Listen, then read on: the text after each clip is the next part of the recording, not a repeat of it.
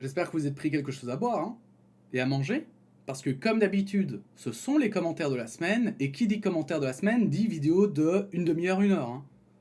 Donc j'espère que vous avez de quoi survivre, parce que ça va prendre un petit temps. Pourtant cette semaine, on a fait que 4 vidéos, et vous êtes comme d'habitude au rendez-vous. Ça fait plaisir. Et pas qu'à moi, visiblement, vous allez le voir. On va y aller tout de suite. Je rappelle juste que cette vidéo a été tournée un jour avant, donc hier, hein, car je pars en vacances, et donc... bah, en fait, je n'étais pas disponible pour la tourner aujourd'hui, donc je ne vais pas prendre en compte les commentaires des 3 dernières vidéos qui seront plutôt dans la prochaine vidéo, les commentaires de la semaine, qui sera dans, du coup, 2 semaines à peu près, un truc comme ça. Bref. Vous verrez, on passe tout de suite aux commentaires. Hein. On commence avec la vidéo des commentaires de la semaine passée, avec Berek Morgan qui nous dit « Je propose de renommer cette chronique lecture de Second Wind ». Et bon, je vais pas dire, mais ça m'a blessé parce que moi, j'essaye vraiment de faire quelque chose de juste, que tout le monde ait son commentaire qui soit mis en avant dans cette chronique, et puis voilà que Berek Morgan me dit on devrait dire... Non mais quoi? Pourquoi? Parce que j'ai lu 5 commentaires de sa part? C'est ça? Quel scandale.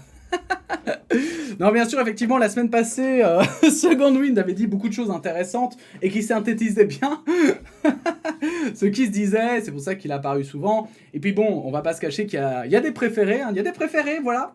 Il y a des préférés sur cette chaîne, tant pis pour vous, si vous voulez être un préféré, vous avez qu'à être intelligent, pas ma faute. La violence.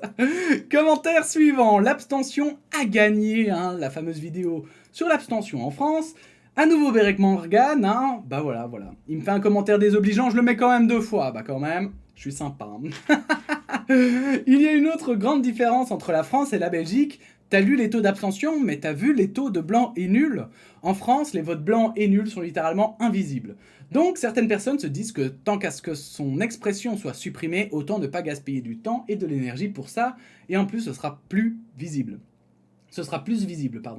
Autre chose, en tout cas dans ma région, oui je suis français, la moitié des propositions de tous les candidats ne sont pas de la juridiction régionale, départementale, mais nationale, voire européenne, ce qui ne fait pas vraiment sérieux. Et je remonte ce commentaire parce qu'effectivement, c'est surtout pour la deuxième partie où je suis totalement d'accord. Même moi, je sais pas en France à quoi servent les départements et les régions.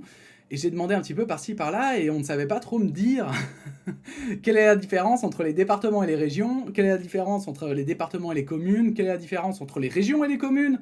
Bref, il y a forcément des différences, mais c'est un peu plus compliqué. Donc ça peut aussi expliquer l'abstention, puisque aussi en Belgique, ce qui fait qu'il y a moins d'abstention, c'est que souvent, en fait, les élections sont en même temps. Les régionales et les communales sont souvent en même temps. Et après, on a les fédérales, je pense, qui sont parfois décalées. Mais par exemple, la dernière fois, c'était toutes les 3 en même temps, ce qui est assez pratique.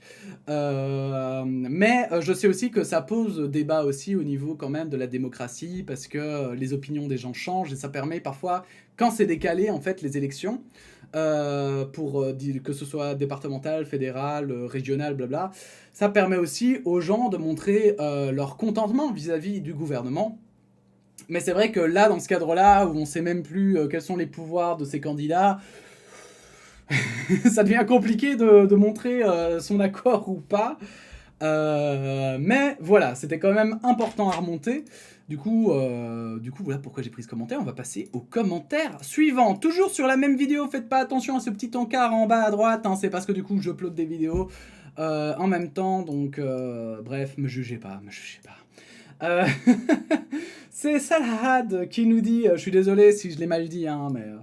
à 8 minutes 35, à peu près, la transition était assez douce. Je ne suis pas vraiment d'accord sur la partie où tu dis qu'en élisant des partis non traditionnels, on met une grande claque aux partis traditionnels. En France, on a élu Macron aux dernières élections, certainement pas un parti traditionnel. Deux conclusions, les partis traditionnels, droite et gauche, n'en tirent aucune leçon, et le parti de Macron, La République En Marche, s'est mis à passer pour un parti traditionnel quasi immédiatement après son élection. En gros, même combine, même façon de faire passer les idées impopulaires, même façon de prendre le peuple de haut, tout ce qui a rendu impopulaires les partis traditionnels. Perdant sur les 2 tableaux, du coup, je ne pense pas que l'argument se tienne. En France en tout cas, si c'est différent en Belgique, au moins vous êtes chanceux. c'est clair. Mais malheureusement, c'est aussi, je suis assez d'accord avec cet argument.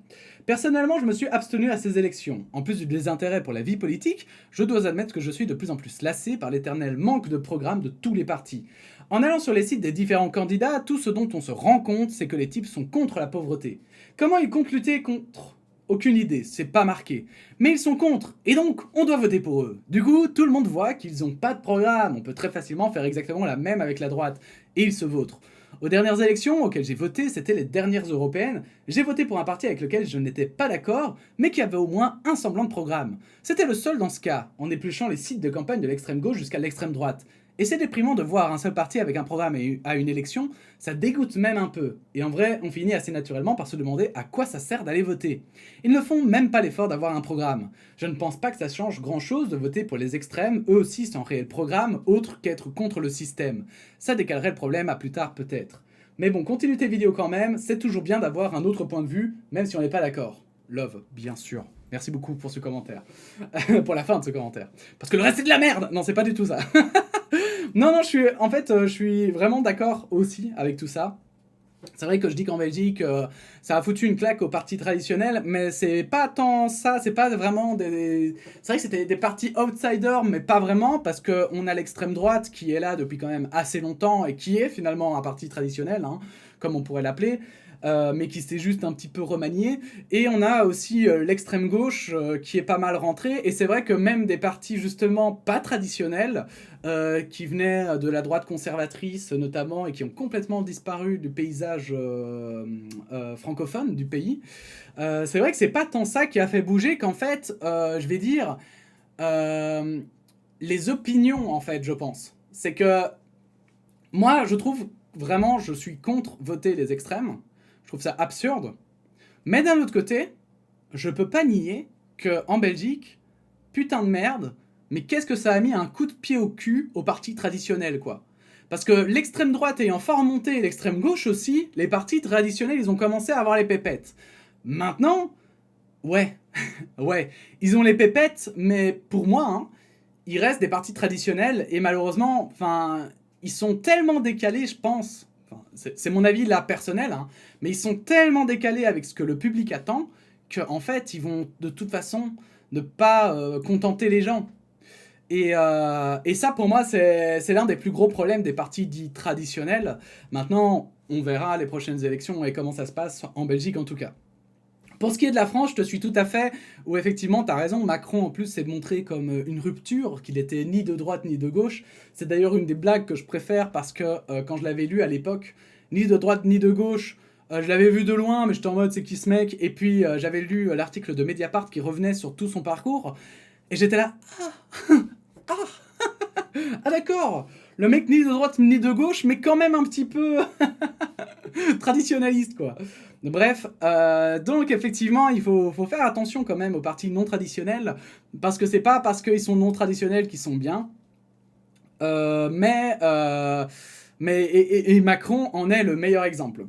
Pour ce qui est des programmes, pour tout vous dire, j'espère cette année, parce que je trouve ça quand même hyper intéressant, et moi ça m'amuse de le faire, je voulais proposer cette année, je sais pas si... Enfin, j'espère avoir le temps de le faire et arriver à temps, mais en tout cas pour les présidentielles, je voulais... parce que pour les départementales, régionales et tout, là ça devient trop spécifique pour moi, petit belge, de l'autre côté de votre frontière. Et je me dis que si on commence comme ça, alors on peut commencer partout. Je préfère alors des articles qui résument que vraiment les regarder à la loupe.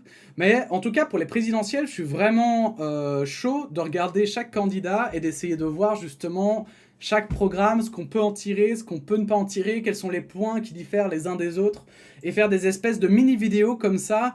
Alors je dis mini-vidéos, mais ce serait genre des vidéos de, dans ma tête, c'est 10 minutes, un truc comme ça. Pour voir justement quelles sont les personnes qui montrent des programmes ou pas, parce que justement je suis entièrement d'accord avec ce fait que les programmes c'est un enfer, hein. C'est un enfer en Belgique aussi.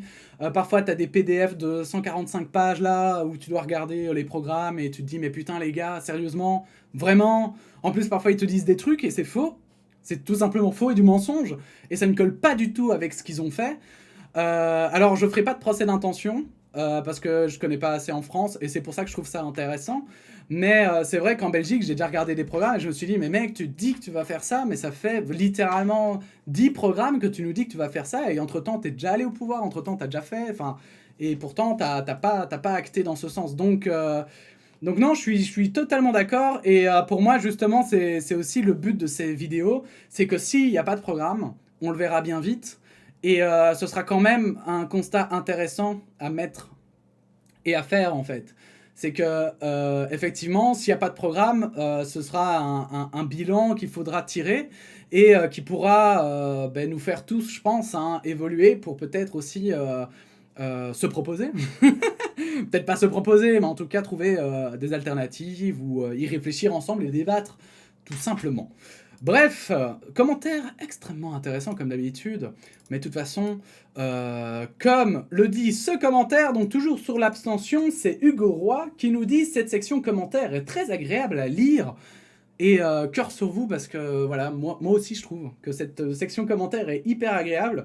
Quand je me suis lancé un peu dans l'aventure de la parenthèse, c'est un peu ce que je craignais depuis le tout début, c'était que ça parte vite en vrille et que je regrette aussi vite d'avoir lancé cette chaîne, que je fais vraiment comme ça, un peu pour le plaisir, entre guillemets, de discuter avec vous et d'échanger. J'avais un peu peur d'avoir des gens trop négatifs ou des gens trop clivés en fait, ou des personnes qui voulaient pas discuter, etc. Et j'ai été quand même vachement surpris parce que en fait, pour dire 95% vraiment, des gens sont hyper agréables. Même les gens, je vais dire, qui de base arrivent en étant énervés, ils se calment très très vite dès qu'on rentre un petit peu dans le vif du sujet. Il y a très peu, je crois que j'ai dû supprimer 2 commentaires depuis le tout début de cette chaîne pour de la haine ou des trucs comme ça. Donc honnêtement, je suis content. Je suis très content et je suis fier autant de moi que de vous. Donc continuons tous ensemble parce que c'est vraiment agréable. Les commentaires de la semaine, pardon, où il y a, oui, effectivement, une petite erreur que j'ai fait, un erratum que j'avais fait, erratumception, évidemment. C'est Zioclo Radio Open Mic qui nous dit « Le policier ne prête pas serment, c'est un cliché des États-Unis » Je lui avais répondu « Oh, je vais vérifier ça ». Comme vous voyez, il y a eu 7 réponses parce qu'en fait, j'ai vérifié et c'est vrai. C'est vrai. Le policier en France, j'ai vu pour la Belgique, mais je pense que c'est la même chose pour la France, ne prête pas serment. Et donc la parole d'un policier est à la même hauteur que celle d'un citoyen. Et je trouve que c'est un élément extrêmement important à pointer du doigt, parce que du coup, cet argument qui me semble souvent pris en compte dans les tribunaux est complètement bullshit. Donc voilà, je voulais quand même le rectifier parce que c'est hyper important. Et sachez aussi que du coup, si vous êtes dans une affaire contre un policier et que l'avocat du policier dit qu'il est policier donc on doit le croire, eh bien vous pouvez rétorquer que non, il n'y a aucune manière de le croire puisqu'il n'est pas assermenté. Voilà. En Belgique en tout cas, en France aussi je suppose, on n'est assermenté que devant la justice. Et donc par son témoignage. Mais donc, si vous témoignez devant la justice et que le policier aussi, vous êtes tous les deux assermentés, et donc c'est le seul moment où c'est parole contre parole, mais là, alors du coup, votre parole vaut quand même la même que celui du policier, puisque vous êtes tous les deux assermentés. Bref. On continue au commentaire suivant, comme vous voyez encore toujours le bloc, hein, vous voyez, c'est les vidéos que j'ai download samedi, hier, pour vous, aujourd'hui pour moi. Oh là là, regardez, c'est ça le voyage dans le temps. Le drapeau LGBTQIA+, donc le fameux drapeau à Munich qui n'a pas pu être affiché. On a Dirofo ou Dlorofo, je sais pas exactement comment on le dit, mais qui nous dit ce que je comprends pas, c'est pourquoi crier au grand jour sa sexualité. Là-dessus, j'avais répondu un peu vite fait, parce que pendant trop longtemps, cela a été refoulé et caché pour des croyances ou des traditions sans fondement. Et on a VV, hein, ou plus communément appelé Smiley qui ferme les yeux vers le sol, qui ferme les yeux en penchant la tête.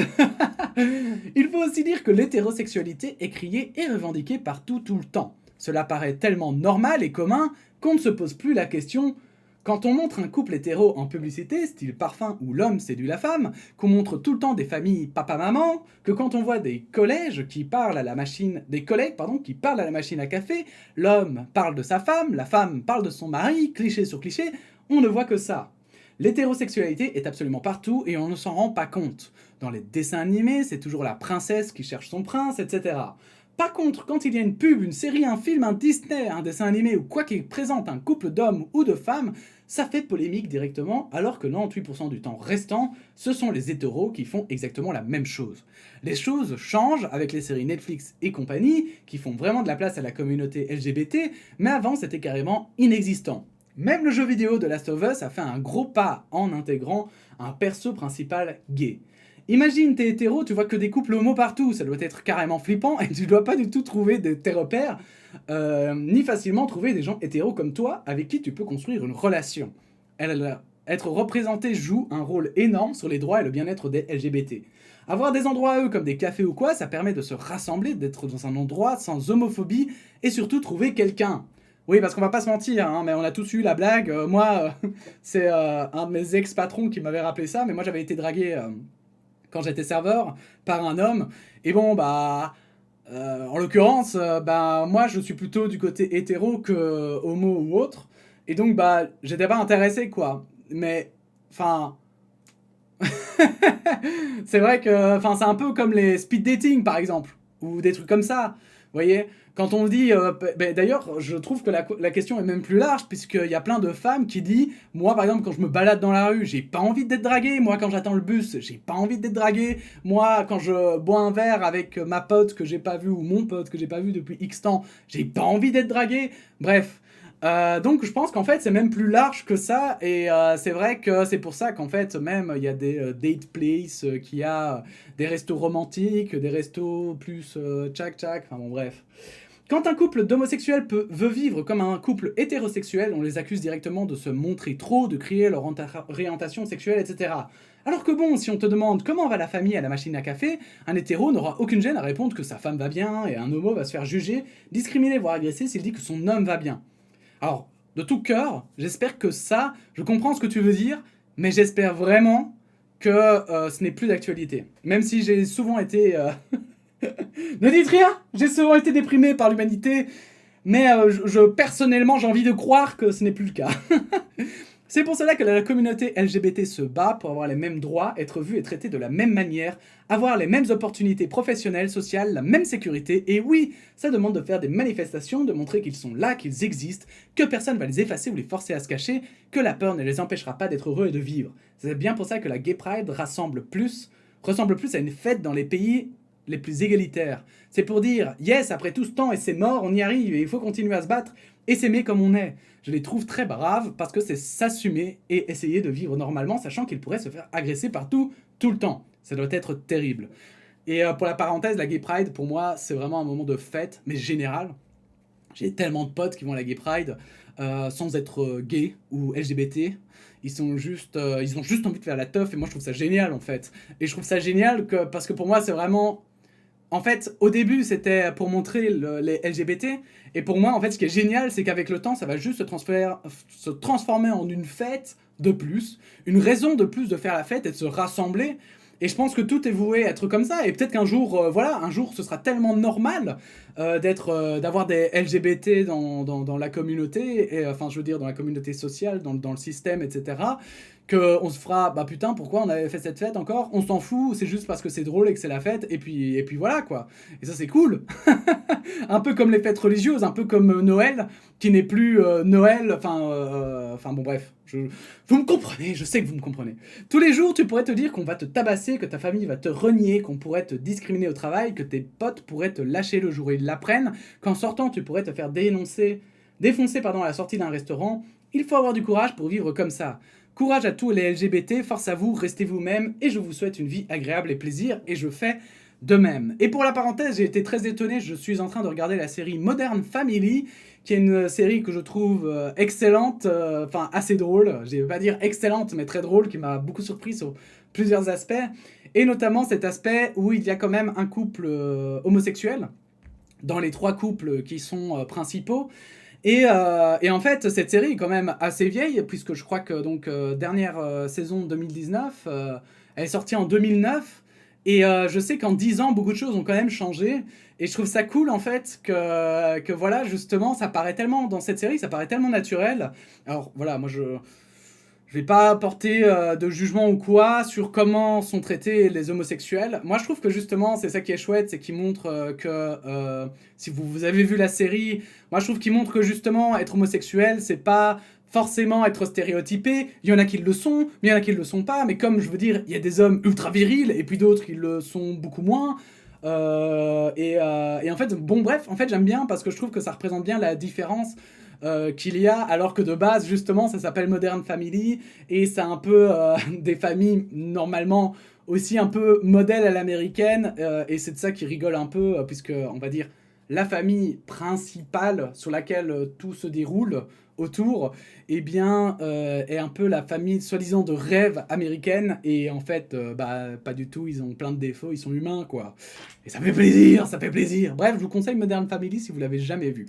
Commentaire suivant, je trouvais ce commentaire extrêmement cool, parce que c'est aussi un autre son de cloche, et je l'avais pas vu avant, je l'ai relu là maintenant, et c'est pour ça que je l'ai surliké, parce que je me disais putain je l'avais pas vu, et, et si bien écrit, si bien expliqué, bref, vraiment très cool. Prochain commentaire, Second Wind, qui nous avait manqué. Hein. En fait, la loi hongroise est bien tournée puisqu'elle interdit la représentation de la sexualité. Ils pourront toujours se cacher derrière cette excuse pour clamer leur bonne foi. Je ne sais pas si les instances officielles ont moyen de condamner la Hongrie sur la base de ce texte, car il faudra en quelque sorte condamner l'esprit présumé de la loi et non son texte. Et effectivement, t'as totalement raison, Second Wind, et c'est bien ce qui m'attriste. C'est qu'effectivement, c'est si simple de jouer sur les mots pour faire semblant de suivre la loi européenne, alors qu'en réalité, tu leur mets un pied de nez. Et ça m'énerve un petit peu, on va pas se cacher, ça m'énerve un petit peu. Et je pense que l'Union Européenne, ce que j'ai vu, commence à s'énerver un petit peu, mais j'espère qu'à un moment donné, ils vont quand même taper du poing sur la table, parce que... Bon, euh, Viktor Orban qui dit non, non, mais je fais ça pour protéger les enfants. T'es là en mode ouais, non. Tu te fous clairement de notre gueule en fait. Hein. Ouais. Parce qu'en plus, je veux dire, sans déconner, bah du coup, ça leur dérange pas eux d'avoir le drapeau LGBT sur le stade, non? Non? Non. Non, ça doit pas leur dire. Non. Ah non, du coup, logiquement, du coup, c'était pas politique, du coup. Du coup, l'UEFA a fait une erreur. Bref. Bref. Voilà. Filka qui nous dit sur la même vidéo, l'UEFA s'embrouille toute seule, et c'est vrai. Là-dessus, c'est pour ça que j'ai pris ce commentaire, c'est parce que, au fond, ouais, c'est l'UEFA qui a lancé le scandale, elle aurait rien dit, la Hongrie n'aurait rien dit, l'Europe n'aurait rien dit, il ne se serait rien passé, parce que Viktor Orban, justement, fait le gros hypocrite sa mère sur le sujet, et donc, en fait, il aurait juste pu dire... Ah ben le stade, nous on interdit les enfants d'aller voir le match Hongrie-Allemagne en Allemagne. Et donc du coup, justement, en plus, ça aurait lancé des débats dans l'Union Européenne peut-être. Mais honnêtement, l'UEFA ne doit avoir rien, à foutre de ça en fait. C'est pas son problème. C'est pas son problème, je suis désolé. Son problème, c'est l'inclusivité de tout le monde. Donc, il y a un moment donné, l'UEFA, elle doit porter ses balls et arrêter, en fait, de commencer à dire tout et n'importe quoi juste parce qu'elle assume pas que ça lui dérangeait qu'il y ait un drapeau LGBT sur un stade. Je vous en supplie. Je sais pas si vous trouvez ça logique, n'hésitez pas à le mettre en commentaire, mais pour moi, c'est limpide. Bref. Un autre commentaire sur les commentaires de la semaine de Mistigris, que je trouvais intéressant, mais que j'ai oublié de répondre, et donc je trouvais ça intéressant de les répondre ici. C'était sur une assez vieille vidéo, je pense. Ouais, relativement, bref. Je vois psychodélique, Mistigris qui dit « Je vois psychodélique comme un lanceur d'alerte. On commence à parler des SJW dans la presse française et dans les pays anglo-saxons, des gens perdent leur travail parce qu'ils n'ont pas la bonne opinion. Tu as vu les critiques sur la blancheur de la cuisine française en Sciences Po ?» Alors, non, je n'ai pas vu cette critique. Je dois bien admettre que moi, je passe assez à côté de ces nouvelles. Et pourquoi en fait je passe assez à côté de ces nouvelles? Parce que je pense, et je l'ai déjà dit, mais je préfère le répéter, je trouve ça important. Psychodélique, pour moi, ne parle pas en fait d'actualité. Je ne pense pas qu'il pointe les SJW parce qu'il voit ça comme une menace et une secte. Je pense que les SJW lui font bien rire parce que derrière le mot SJW, lui, ce qu'il voit, c'est des espèces de chevaliers blancs. C'est finalement des gens qui, enfin, comment dire, qui sont finalement aussi trash que ce qu'ils dénoncent. C'est un peu, voilà, je sais pas, quelqu'un qui se plaindrait d'un régime autoritaire tout en étant lui-même autoritaire dans son entourage. Voilà. Vous savez, un féministe qui se bat pour les droits des femmes en se battant avec des femmes, par exemple. Dans le sens, se battre, je veux dire, il leur casse la gueule aux femmes qui sont pas féministes, quoi. Voilà. Voilà, ça, par exemple, pour moi, je crois que c'est ça qui fait rire Psychodélique, et pas tant l'aspect SJW. Après, voilà, moi, j'ai jamais parlé en vrai, en live à Psychodélique, et je ne sais pas exactement ses pensées, mais moi, dans ce que j'entends dans ses vidéos, c'est ça, et il met des effets de loupe, en fait, sur des faits qui sont extrêmement drôles, parce qu'ils sont justement extrêmement absurdes. Maintenant, de là à dire que le monde devient... Enfin, que les JW sont la gangrène du monde et que vraiment est un gros problème catastrophique dans le monde.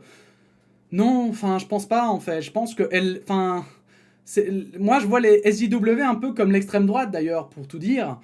C'est que je pense que ce sont des gens qui sont persuadés de se battre pour une bonne cause et ils sont un peu machiavéliques derrière. C'est que ce sont des gens qui sont aveuglés par leur cause. Et quand tu es aveuglé par ta cause, tu peux pas avoir de regard critique sur ta cause. Or, avoir un regard critique sur ta cause, c'est hyper important.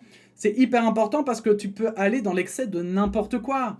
Allez, je veux dire, dans l'antiracisme, par exemple, on pourrait se dire que toute personne raciste, on la bute, par exemple. Mais sauf que le problème, c'est que si tu fais ça, tu deviens aussi grave que les gens racistes qui veulent qu'on bute tous ceux qui sont antiracistes. Vous voyez ce que je veux dire? Donc pour moi voilà, c'est important d'avoir du recul et je pense que c'est ça finalement qu'il faut voir dans les SJW. Ce sont juste des gens aveuglés par leur cause et faut pas en prêter plus d'attention que ça. Il faut juste continuer, pour moi, hein, à informer. Ne pas se battre frontalement contre ces personnes, ça ne servira à rien. Elles sont, comme je vous l'ai dit, aveuglées.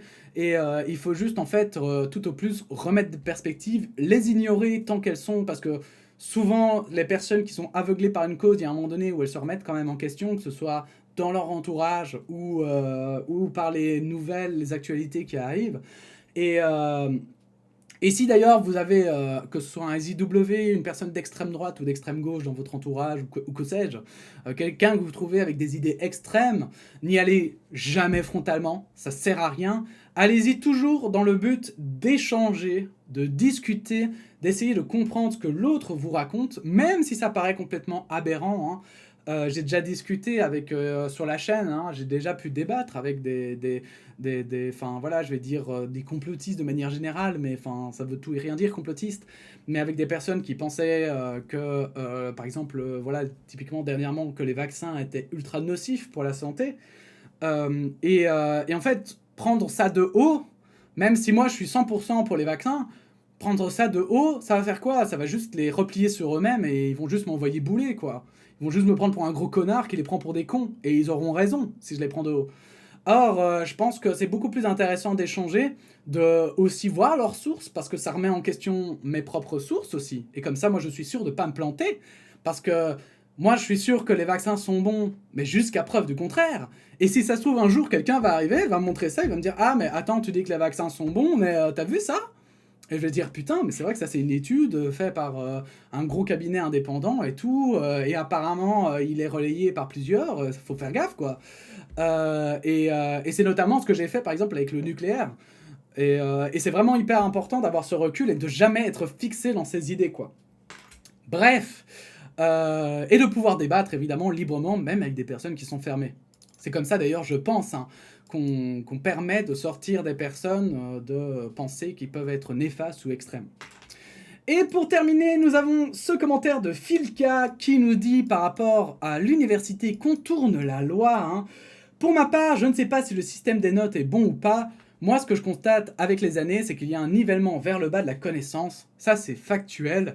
Et justement, je suis assez d'accord avec ça.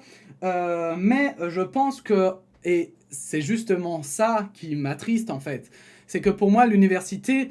y a un côté dans l'université qui me dégoûte, c'est que j'ai l'impression qu'à l'université, les professeurs et je vais dire le système universitaire estiment que tout le monde ne peut pas avoir un diplôme.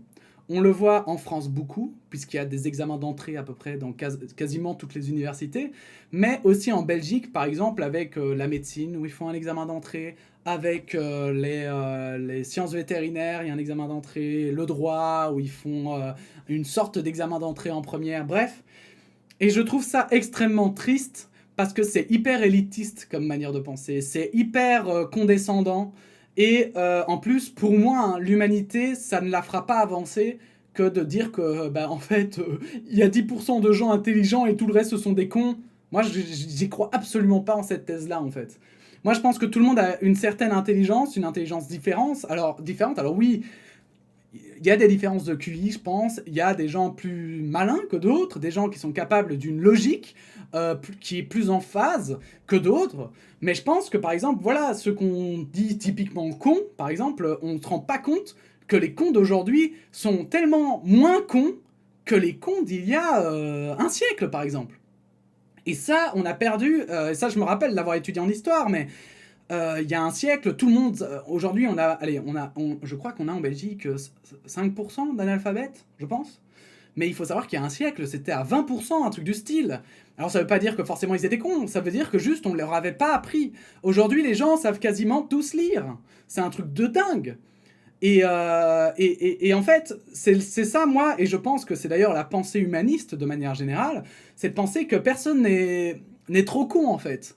On a des intelligences différentes, et peut-être que quelqu'un que tu considéras comme complètement con et qui ne sait pas, voilà, qui sait pas faire des tâches basiques, sera peut-être hyper intelligent de son esprit. Et pour moi, le meilleur exemple, hein, outre je crois que c'est, je sais pas si c'est considéré comme une maladie mentale, mais c'est considéré en tout cas comme un handicap, je crois. Alors, j'ai pas envie de dire des mots que je maîtrise pas, donc désolé si j'en offense, je maîtrise pas mes mots. Mais en tout cas, par exemple, les personnes autistes parfois sont hyper intelligentes. Par exemple, mais ont des gros problèmes moteurs. Et pour moi, c'est une preuve que c'est pas parce que tu as l'air con que forcément t'es con pour tout en fait. On a besoin, par exemple, de gens qui n'ont pas forcément besoin de réfléchir, mais qui sont super bons pour répéter des tâches incessamment. Ça, je suis sûr. Et moi, par exemple, je sais que répéter une tâche incessamment, il y a un moment donné, forcément, je me déconcentre et je vais foirer ma tâche. Or, il y a des gens qui savent le faire.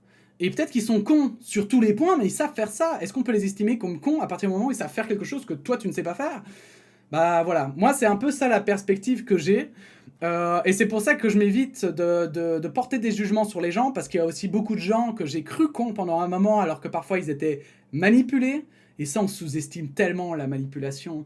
Alors que tout le monde peut être manipulé. Hein. Même le gars le plus intelligent factuellement du monde, hein, il peut être manipulé. Des gens manipulés, des gens tristes, qui sont émotionnellement touchés et ça les rend cons. On voit des gens hébétés hein, parce qu'ils ont tout perdu. Et c'est pas parce qu'ils sont cons, hein, mais c'est parce qu'ils sont, je veux dire, regardez un dépressif. Hein. Je sais pas si vous en avez déjà vu dans votre entourage, mais ça peut être terrible. Hein. Bref.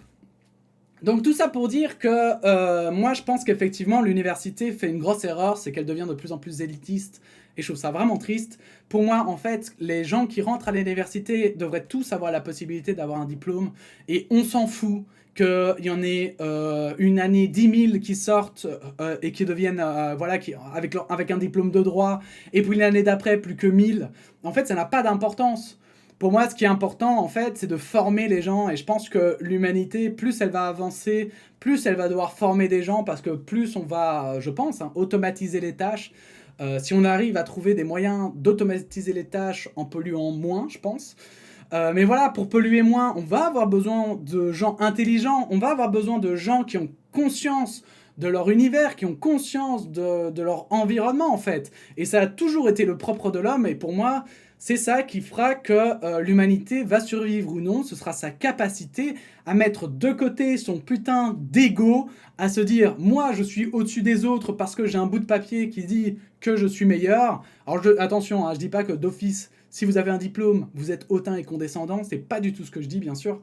Ce que je veux dire, c'est que je trouve que le système universitaire est fort basé sur une certaine condescendance, je trouve.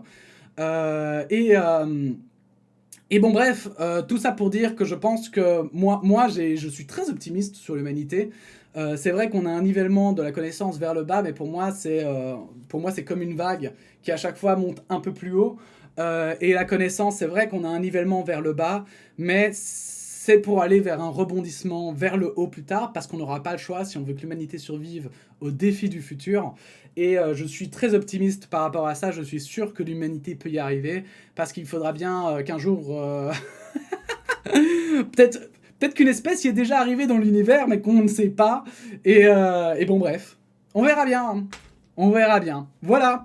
C'est sur cette note positive qu'on va s'arrêter sur les commentaires de cette semaine. Si ça vous a plu, n'hésitez pas à liker la vidéo, à la partager et à vous abonner. Et puis sinon, on se dit à bientôt pour de nouvelles actualités. Voilà, la bise.